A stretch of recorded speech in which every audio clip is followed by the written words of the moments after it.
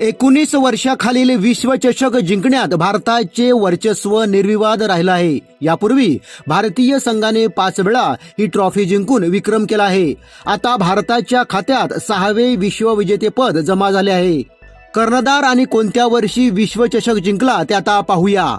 वर्ष 2000 मध्ये मोहम्मद कैफच्या नेतृत्वाखाली पहिला विश्वचषक, 2008 विराट कोहलीच्या नेतृत्वाखाली ऐतिहासिक विजय, 2012 उन्मुक्त चंदच्या शतकाने तिसरा विश्वचषक जिंकला, 2018 पृथ्वी शॉच्या नेतृत्वाखाली चौथा विश्वचषक जिंकला, 2012 यश धुलच्या नेतृत्वाखाली 5वा विश्वचषक आणि 2026 आयुष मात्रेच्या नेतृत्वाखाली 6व्यांदा विश्वविजेतेपद पटकावलं आहे।